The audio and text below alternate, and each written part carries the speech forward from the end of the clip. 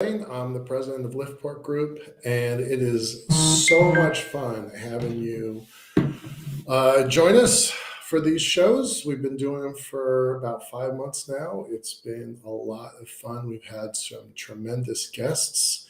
Um, the director of the Mars Society, the president of the Space Frontier Foundation, uh, really bright people with a lot of wisdom, like Roger Lanius, the chief historian, uh,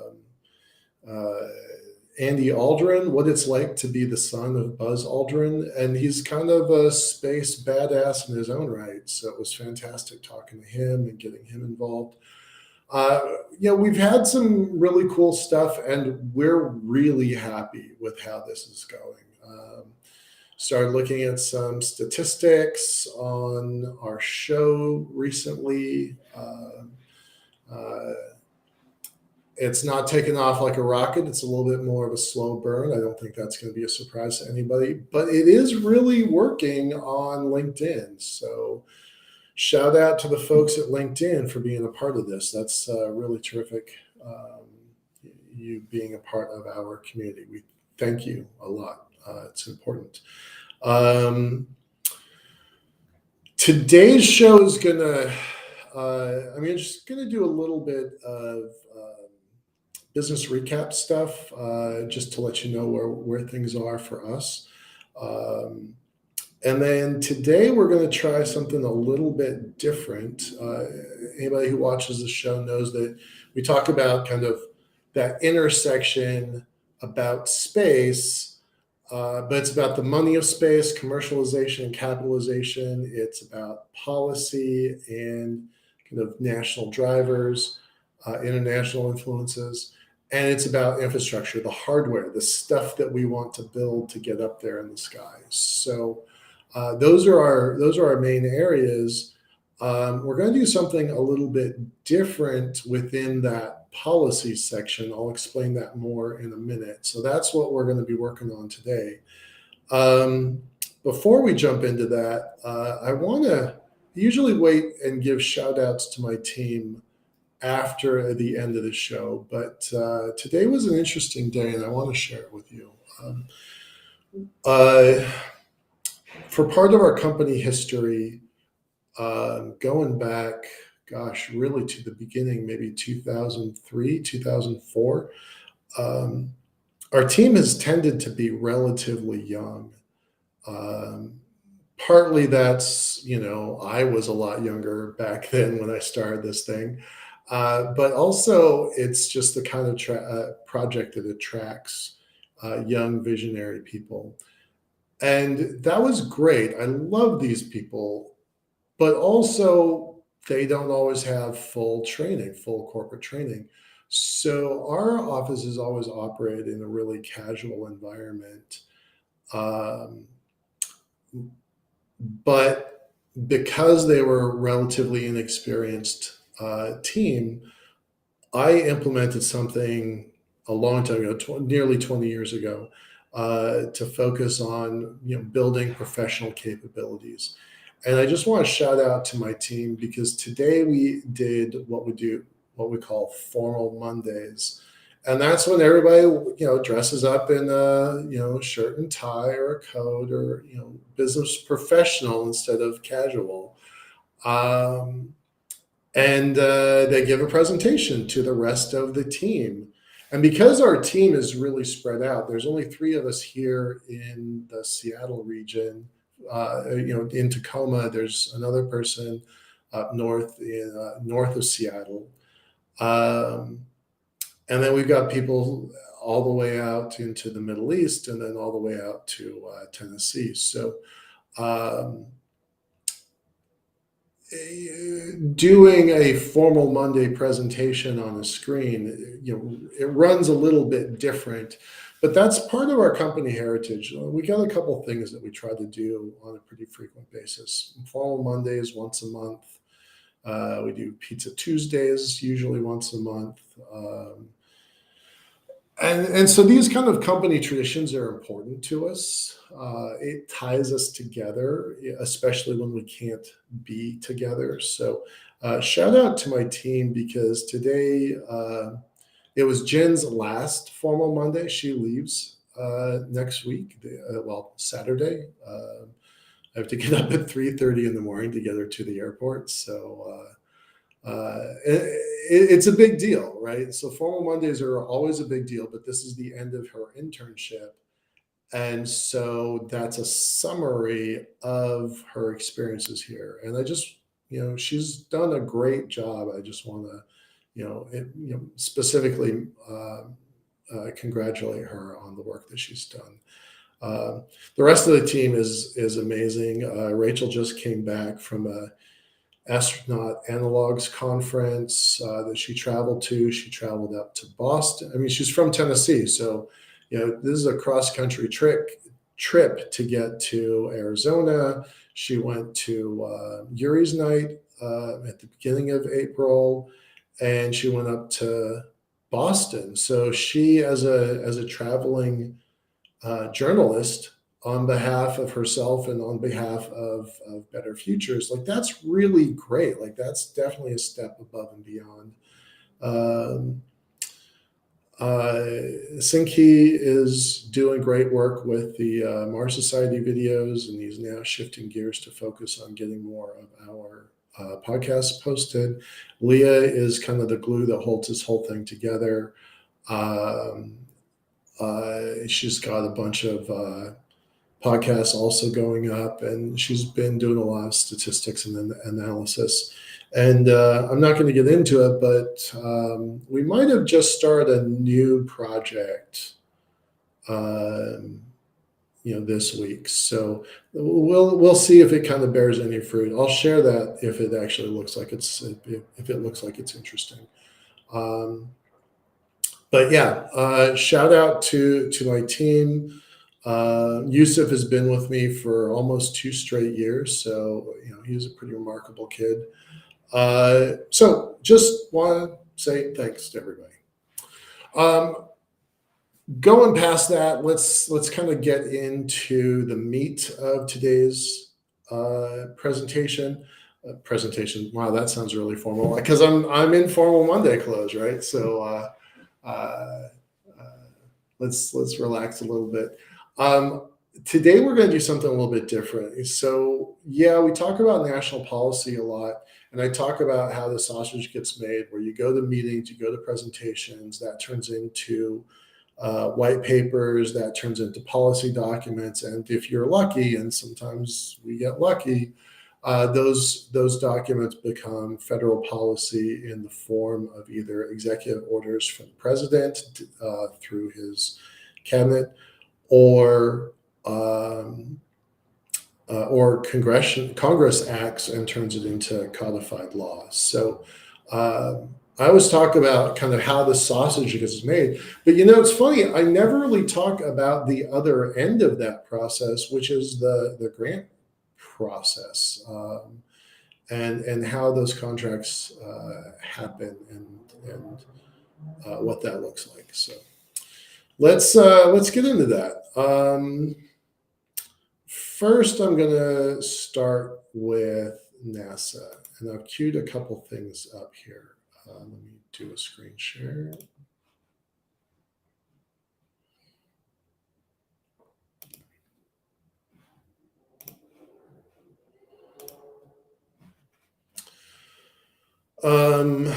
So NASA's site inspires. Let's share this. This is where you come in and actually get stuff set up. Oops, didn't really mean to go to NASA itself. So let me come back. And there's a couple pieces to it, and I'm not going to get into my own personal stuff here, but you've got your own account, the company account, how many proposals are active, what you're proposing, and what happens with them. And it's a pretty complicated process. I'm not gonna sugarcoat it. To get into the NASA proposal tool set, Um, it's time consuming. It's time consuming.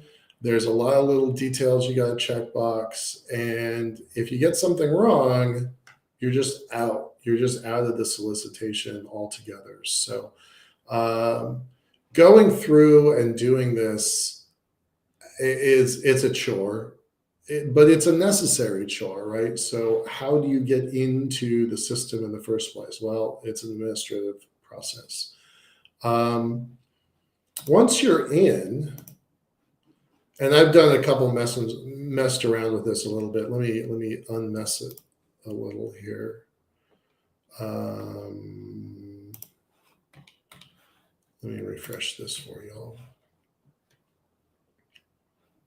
So look, there's 1,500 solicitations that have gone through. Almost 1,400 are closed, 159 are open.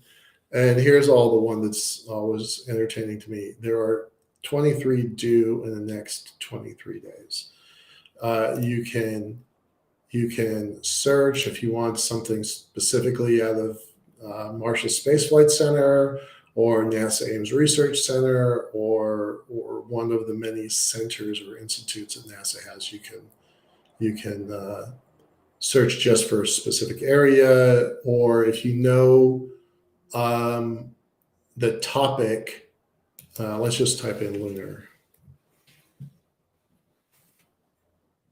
Right, that's only going to show you this stuff. Nothing's due in the next 30 days. There's 4 that are open, so let's just look at that.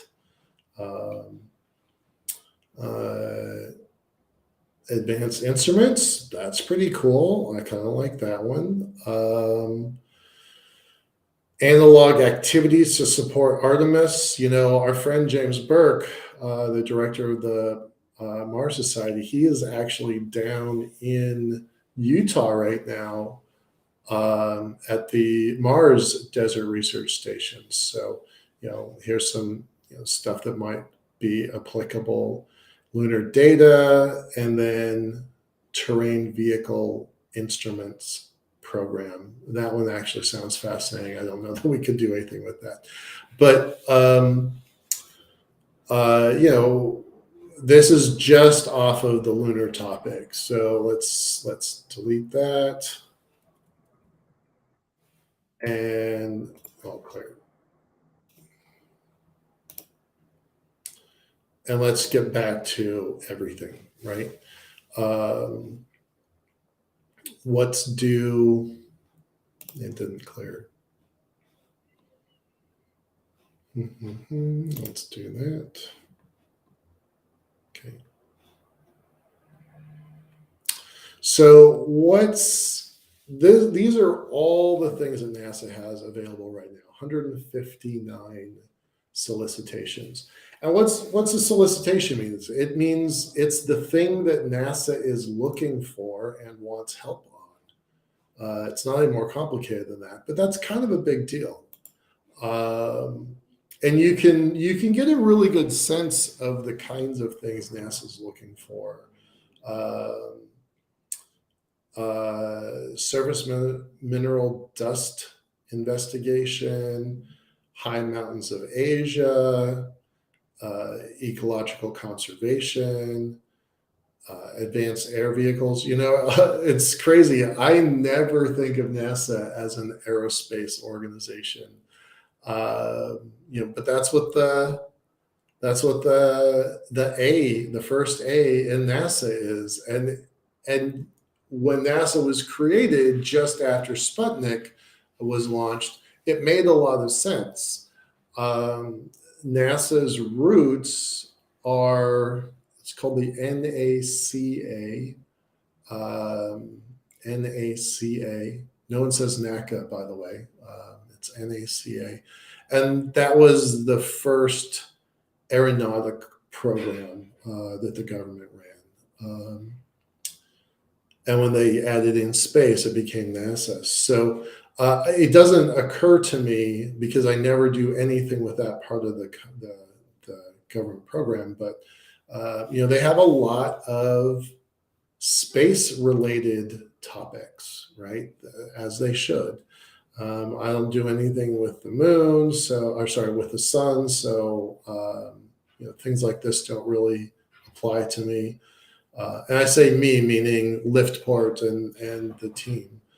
Um, uh, but then we just kind of scroll through these things and see if there's anything that kind of pops out. And like, okay, well, so then what are some of these? We're going to dig into them a little bit here.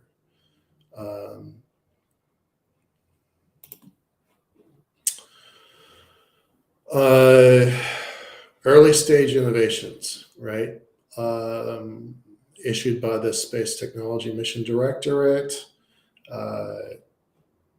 It was issued just a few days ago. So that's good. That gives us time.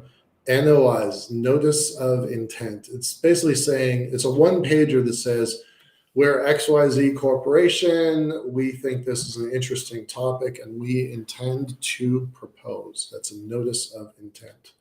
And NASA started doing this like just a few years ago. Maybe it was about 4 or 5 years ago. They would do it on limited basis, and now it's become pretty standard for the process. If you don't submit an NOI, you cannot submit a proposal. So you don't have to say what you're going to do in most NOIs. But it's kind of a pre-limiting step. You gotta turn in your NOI a month before the proposal is due. And what that does for NASA is, one, it's a labor analysis tool, right? How many proposals are they going to get? How many people do they have to staff that proposal process, right? So for them, it's a staffing element, but it also ensures last minute proposals that are just thrown together and kind of sloppy don't happen, right? Does that make sense? So the NOI part of the proposal process is super important. And honestly, if you miss that, you miss the deadline for the proposal in the first place. You're automatically disqualified. So it's one of the many, many, many hoops you have to jump through in order to win money from NASA. And win, I don't really like that phrase. That is what the phrase that many grant writers use is win. I don't feel like that's the right approach, because it's not like running a race or getting a winning lottery ticket. Like earn. I like the word earn better than win, because at the end of the day, this is a government contract that the government, NASA, asks certain things from industry, and we, the company that proposes, will then go in and try really hard to fulfill on a government contract. So that's one of the steps. I'm going to come back to this one, but I'm going to show you a couple others. Well, let me just. So there's not a lot of content here. We're going to have to dig deeper on this one. University Innovation Project. Now, this one definitely has my attention. They need new air transportation ecosystem. Well, so immediately this is not super relevant to me, unless you consider that we had a lot of really high altitude balloons tethered to the ground with robots climbing back and forth. Suddenly we have something that is part of the air transportation ecosystem, right? So, that's kind of interesting. So then you look a little further. Okay, who is eligible to apply. So this is something that, I mean, okay, so it's a placeholder. I would look at that one a little bit closer. Research initiation awards. Okay, what is this? Science technology management section of proposals, just 6 pages. That's really great because some of these proposals are 10 and 15 and 30 pages long sometimes, which makes me a little bit crazy. But this one might be worth investigating a little bit further. And all these details are over here, right? So the summary gives you a little bit of information, but then you have to dig a little further. I just killed screen sharing here.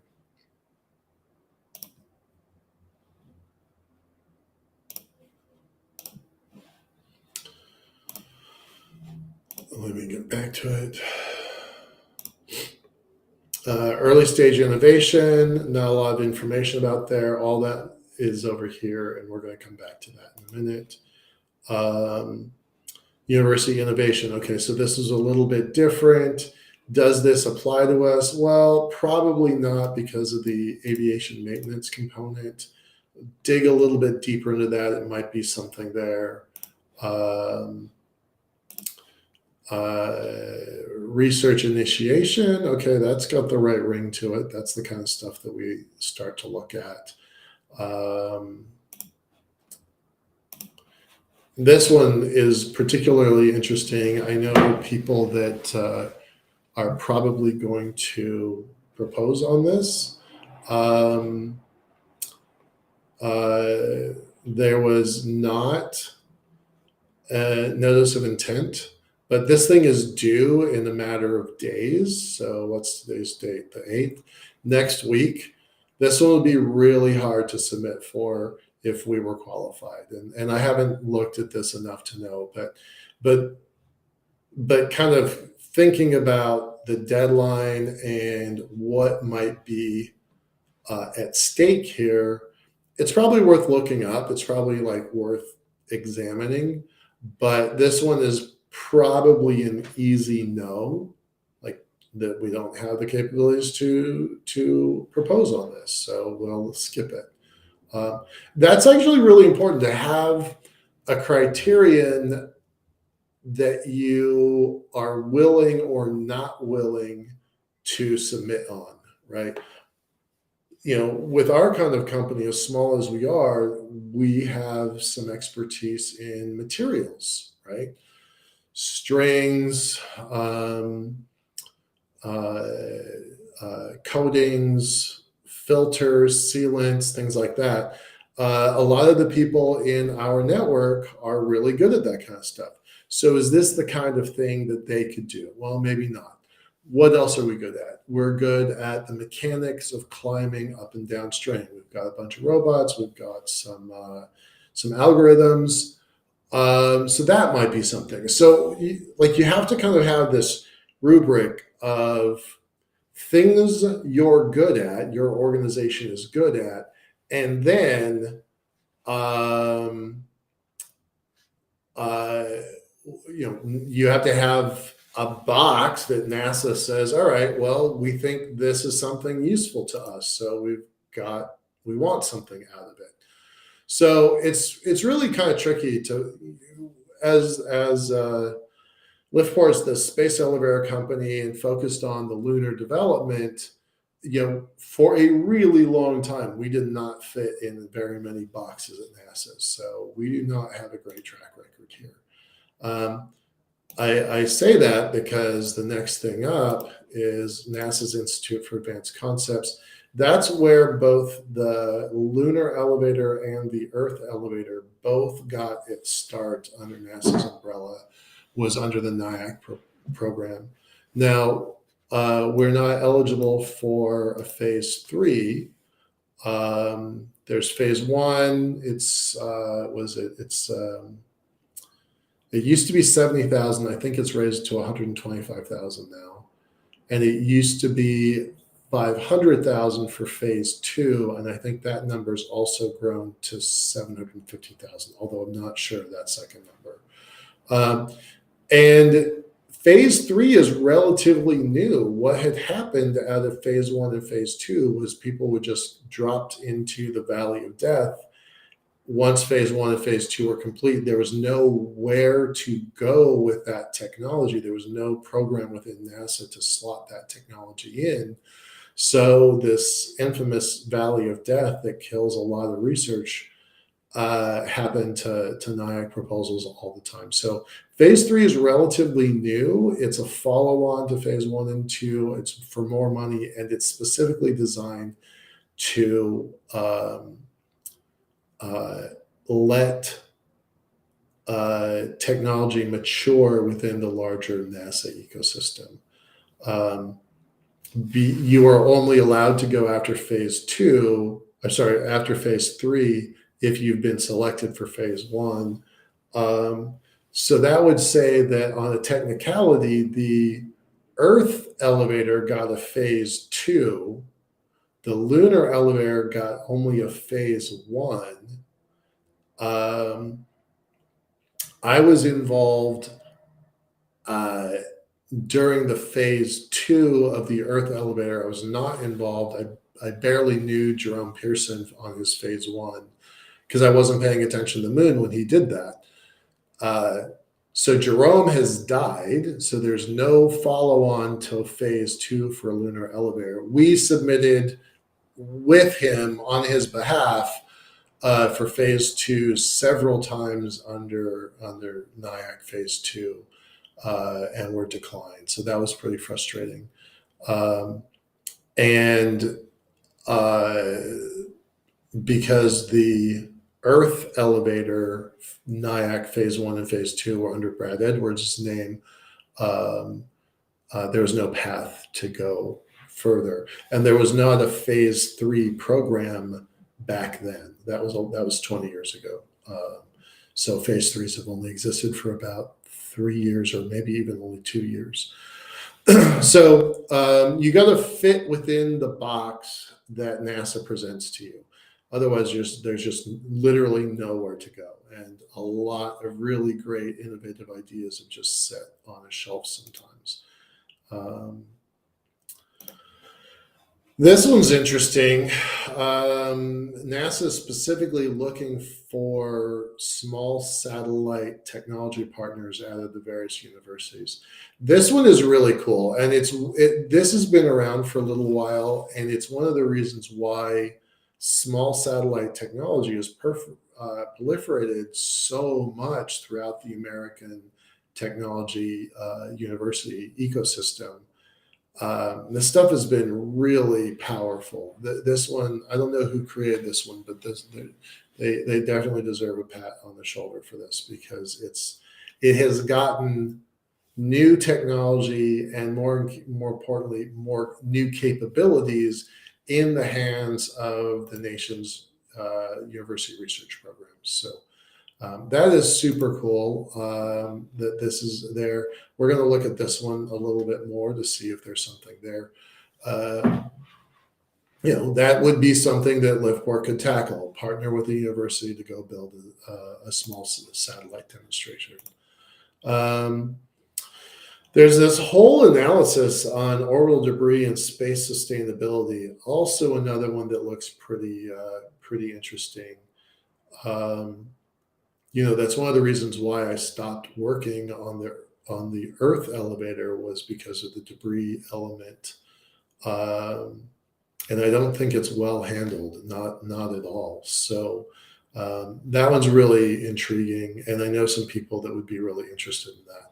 But again, the due date is a week from now, and that's a lot of document to put together in a week. So, but it's interesting, right? Like, what are the economic, social, and policy elements of orbital debris, right? And so this actually might be a little bit low-hanging fruit. So we are going to look into that one a little bit further. And then this one just came out a couple days ago. Quite interested in this. Tech Flights has been a program. Okay, so if you can imagine, universities are teaching their students how to build satellites. Well, it's no fun to build a satellite and then just put it on a shelf somewhere. You want to fly it. So these two programs go hand in hand. First, build it, prove you can, go through the steps, and then it's kind of a gating process. If you've done well with that, then let's see what we can do to get something in the sky. And I think that's really, really fun. Again, they're doing the same thing. Instead of a notice of intent, it's a full preliminary proposal. And what that is usually a 6-page assessment, and then the full proposal might be a 20 or 30-page assessment. So yeah, pretty important. Again, it's a gating process. So that's NASA's stuff. I've got a question from the chat. Could you tell us about dual anonymous peer review if you know about it? I wish I did know more about it. I can give you vague generalities that you probably already know. So I was listening to, I'm going to switch gears for a second to answer your question. I was listening to, I'm going to call it an infomercial. The Air Force would like to think of it was a webinar. But AFWorks, which is one of the research granting organizations within the Air Force, Department of the Air Force, they just gave out some numbers a couple days ago. They are issuing $1.2 billion in research grants, and they're going to have about 400 research contracts, on just one particular program. And of that, they might get, out of 400 accepted contracts, they might have gotten north of 1,000 proposals. Okay, so I just told you many of these proposals are 20 and 30 pages long. So how can you read all these things, evaluate all these things, given your labor hours and people and staff resources? So what usually happens is, and I'm talking the Air Force, not NASA, you're going to have some pretty low-level officer, a captain or a major, that tends to play it safe, and they're gonna do the quick scan of the proposal, and they probably are only going to read the first 2 pages. There's an executive summary component. They'll read the executive summary element and put it in the maybe pile or the no pile. Okay, and then of the maybes, now you're going to have, the captain's going to hand it off to a major, and the major is going to look through the maybes, and it's going to go yes or no. And that's the first cut. And it's pretty easy to get into the no column, especially if the captain doesn't necessarily know your technology, if the captain is not, captains by their nature are smart people that went to college, but they might have gone to political science school instead of, physics or chemistry or any sort of engineering, right? So they may not understand your technology, and they very rarely understand the needs of the service other than through some real specific filters. And so when you get to this peer review process, often it's being reviewed by someone who's got a very specific task mandate. And and they're viewing it through a very specific lens that a lot of stuff just doesn't go through. And if you are evolutionary, and the captain has heard about this, and it's a widget that does A, B, C, and D, well, it's pretty easy to say we're going to make a widget that gets to E, right? That sort of evolutionary process is pretty common. Revolutionary technology, things like what we're doing with the lunar elevator and the Lagrange point station, that's revolutionary. And frankly, there hasn't been a captain yet who's willing to risk his rank on a big revolutionary idea. So that anonymous peer process, that's the ranking system that says what we're gonna consider funding, and then once it gets through those first two gates, then it actually gets into somebody's hands who's going to read the document, and those people tend to be technologically proficient, aware of the needs of the service, the needs of the military. And those folks tend to be pretty smart and pretty good at their jobs. I have seen some proposals get through that I was really suspicious about, but in general, those the screening process, once it gets to that level, is quite good. If I was going to have a critique, I would say that we on the other end don't get a lot of feedback from that process, and that would be really helpful to get better proposals, for us to write better proposals, for them to receive better proposals.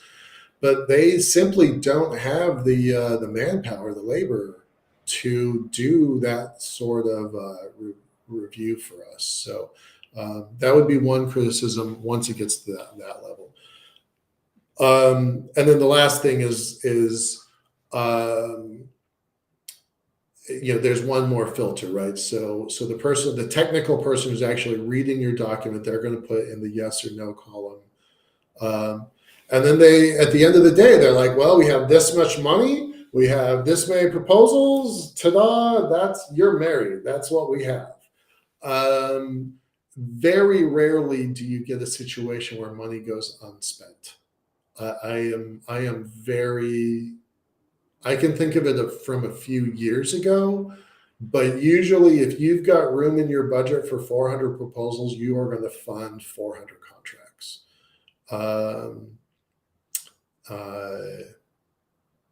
Yeah. So that's the process, right? There's a quick no. Oh, I forgot. There's a one quick no earlier. So of the stages, this one is, are you compliant? Does your paperwork match their requirements? If they say it's a 30-page document, did you write 31 pages? If they said it's 4,000 characters for a summary, did you try to write 4,010 characters? So the first step is compliance. If you cannot be compliant, they don't even review the thing. Once you're compliant, then there's a administrative compliance, which is, are your I's dotted and your T's crossed? Could we give you a contract if we wanted to? And then it gets into the yes, no column, real evaluation. So you got to get through these 4 steps before you even get here. And this is when you're going to actually be reviewed. So that's a summary. Each organization operates a little bit differently. NASA puts out a call regularly for volunteers to be reviewers. That's an interesting step. I have not ever done that. It's something that's been on my mind for a while, but I've never really felt like I had the qualifications to do that. It's something I'm interested in, though, and I might look into that some more.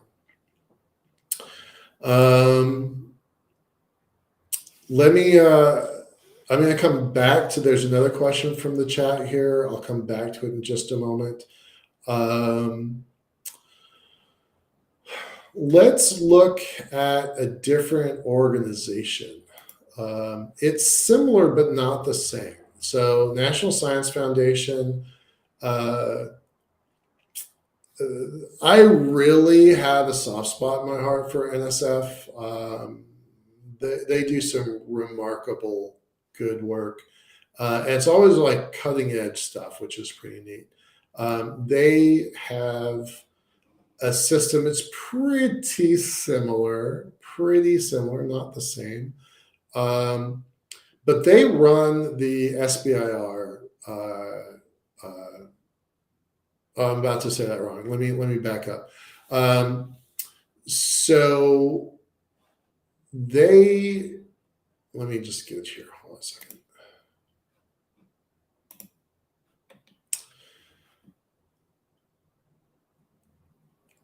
I had something keyed up and now I cannot find it. Well, that is irritating.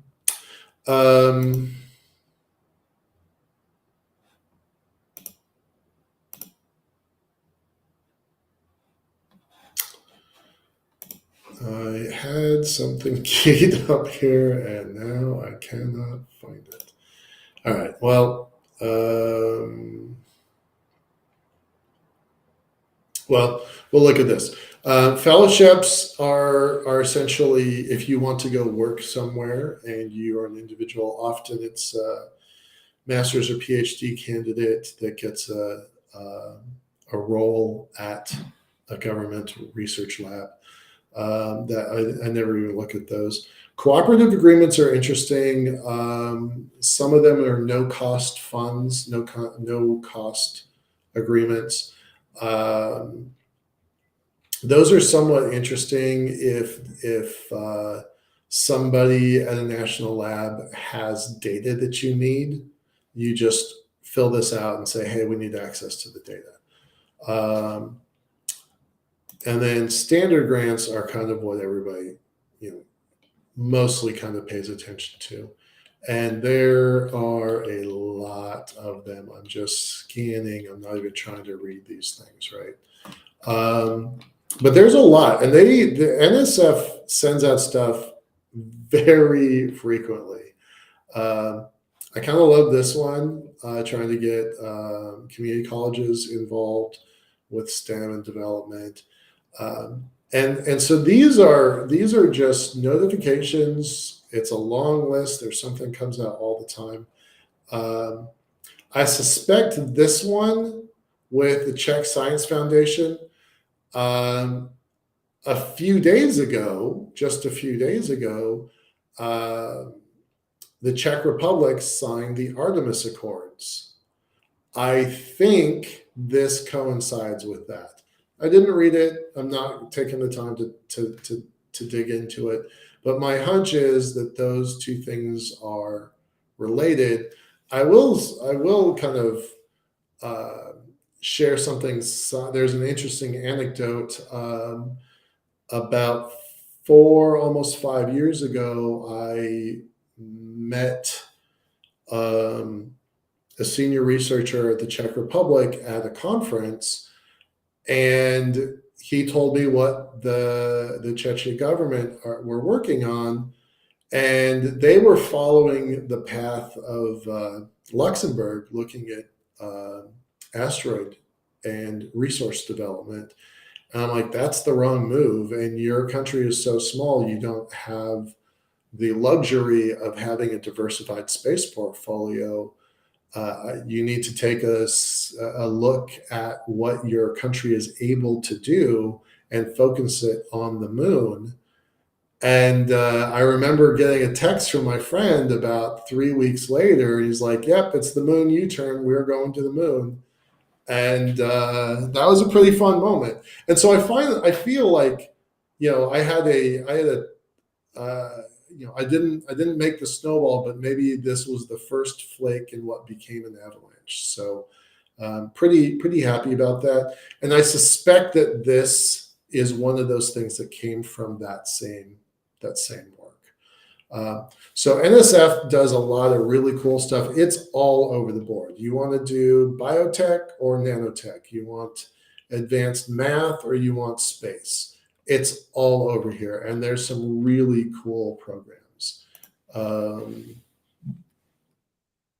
they have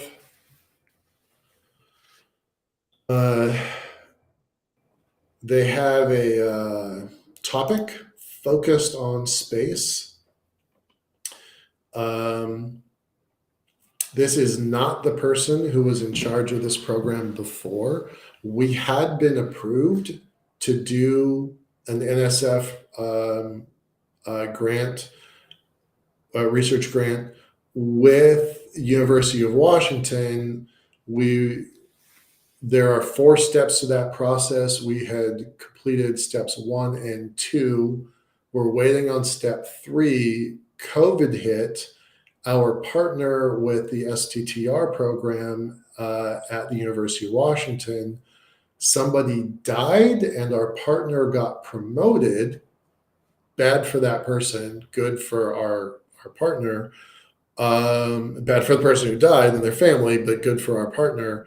But she became completely overwhelmed and was not able to follow through on steps 3 and 4. So we subsequently did not get that National Science Foundation contract. But we are eligible for it, and I think it would be relatively easy to resubmit on this, right? And they have a lot of stuff that fits us. Extraterrestrial resource extraction, I love that. I just think that's awesome. In-space manufacturing, on-orbit technologies, remote sensing, space technology and systems, space transportation and access. We fit in all of these areas, but there's this other category for submitting for a lunar elevator topic. So we had been much more narrow. We've been focused on the mechanics of climbing. We had submitted for a robot. And you can submit basically anytime. So that's really cool. Super important to note, you are only able to submit one thing at a time. You have to go through the whole step and all the processes before you can submit the next thing. And but they're pretty willing to hear topics. So very, very interesting stuff that they're doing over there. And like I said, we got through two of the 4 steps before COVID hit. So I feel confident that that's something that we could get to. And I just got notified by the chat, NSF. So I showed a bunch of stuff on the National Science Foundation's website. There is a bunch of stuff here, a bunch. So definitely take a look at it. And this is what I was saying. This person is not the person that agreed to our proposal 4 years ago. So we'd have to go through all the steps again. But I feel confident that if we showed them a proposal that was step 1 and step 2, that they'd have to at least really consider us, in that system. So, yeah. So that's it. That's National Science Foundation. They have a bunch of stuff. It's definitely worth going through this site to really understand the kinds of things that they're doing. All right.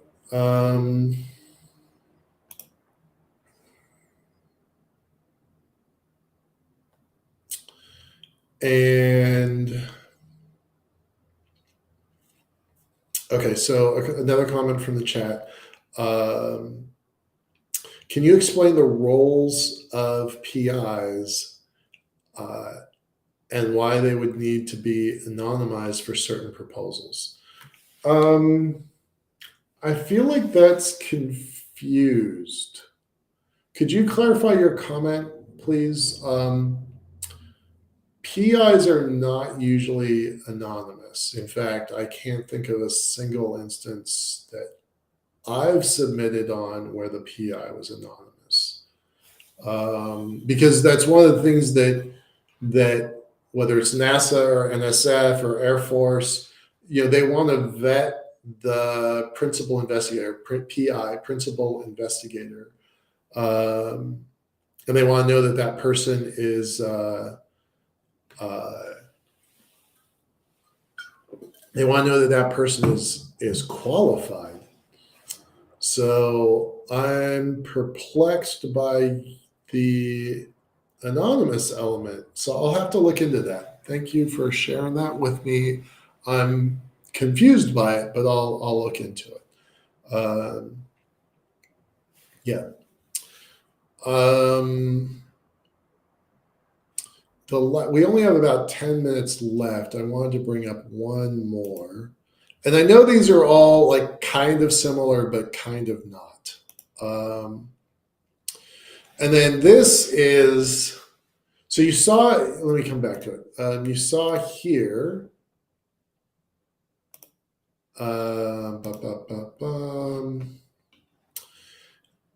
this tagline, America's Seed Fund.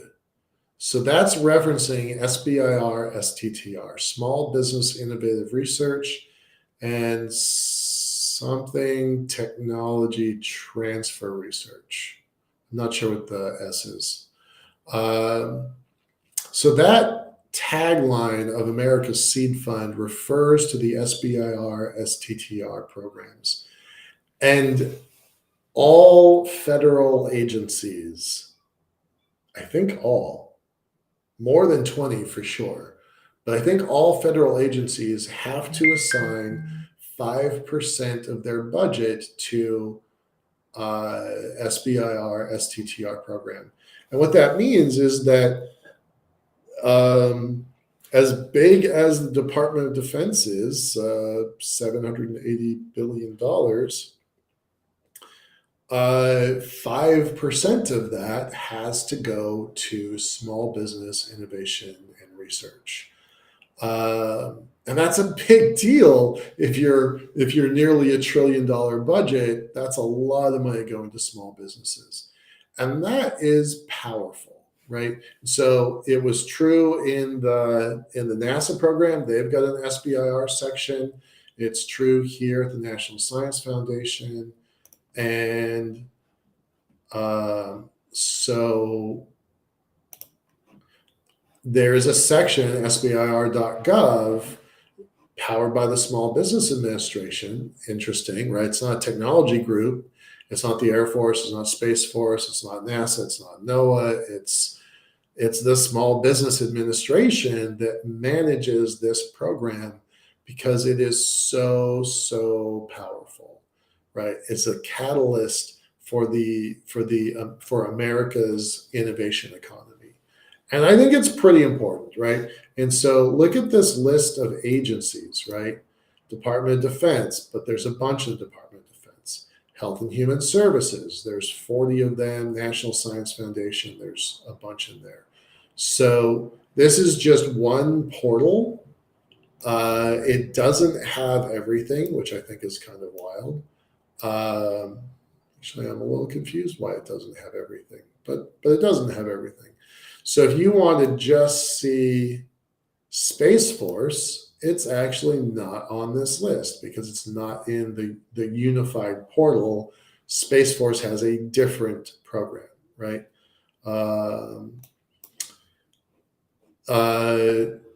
They operate on a phase 1, phase 2 program. There are some differences in SBIR and STTR. The TTR component focuses on and requires a university partnership. Now, the project can be university-led with a commercial support, or it can be commercially led with a university support. Both of them are well-funded. STTRs, there are usually fewer of them. There's a little bit less money. But if you have an STTR, the competition is harder because it's hard to get a university to buy into whatever your crazy business scheme is, right? So just the very nature of having a university partner makes you a little bit more vetted than some random company that had a lemonade stand 2 months ago and today they're going to build a rover for Mars, right? So you get better vetting in an STTR program than you do in the SBIR program. So if we were to kind of pick a perfect mix, it's STTR phase one, right? We're going to do the combination of those two things. We have done SBIRs unsuccessfully, but that's kind of where we're going. And within this program, this is how many total proposals they have issued. So only a few hundred. It's pretty close to 400, almost exactly 400 last year and this year. So I just want to kind of point out that one. And then the final one is, let me pull it up.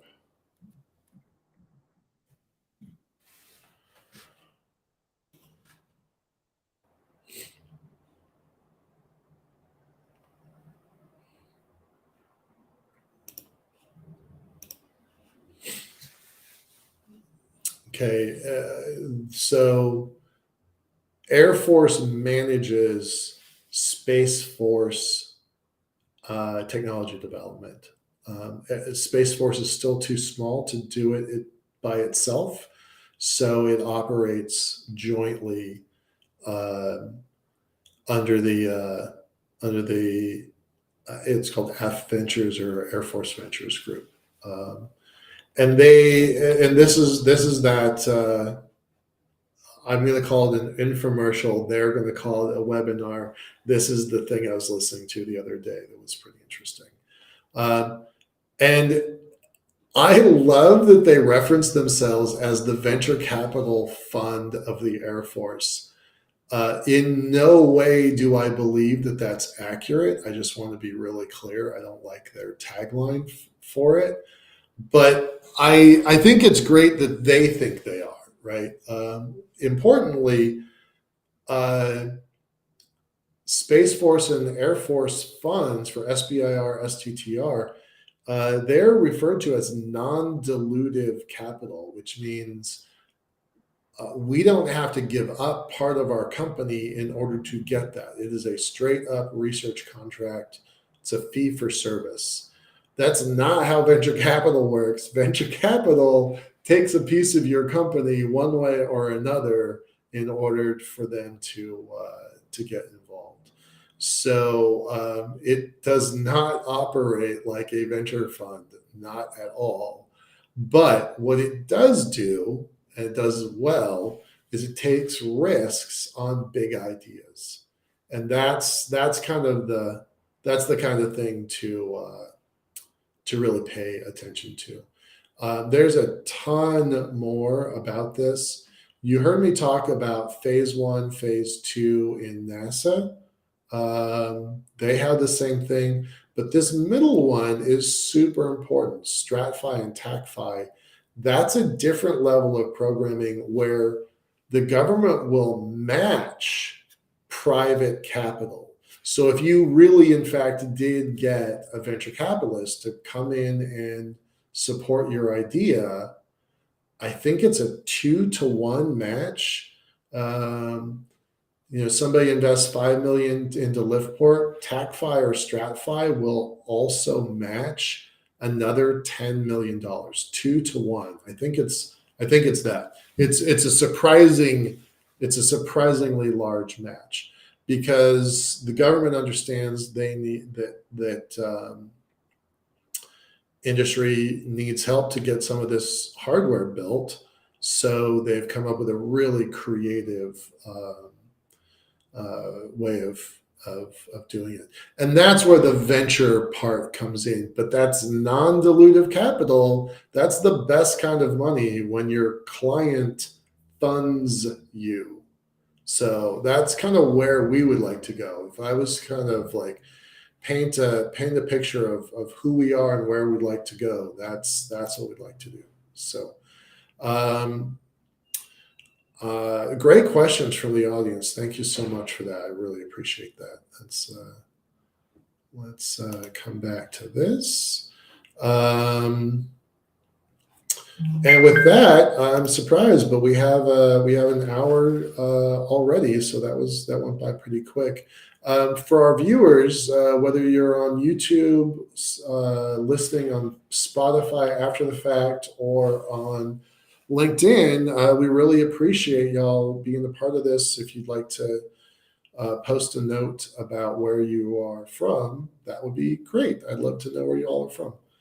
And with that, we're going to go ahead and close out. Thanks, everybody. Appreciate it. One last thing on logistics and administration. Probably not going to have a show next Wednesday. I've got an obligation. We're in an incubator. Our company is in an incubator. And so we've got some presentations to do. So we're scheduled for that. We have some terrific guests. One of whom is confirmed. We have another one we're still working on getting confirmed. But all I'm going to say right now is we've got a 3-star general coming this direction. So definitely want to join that one.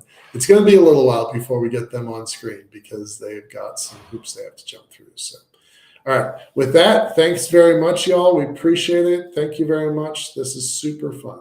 Bye-bye.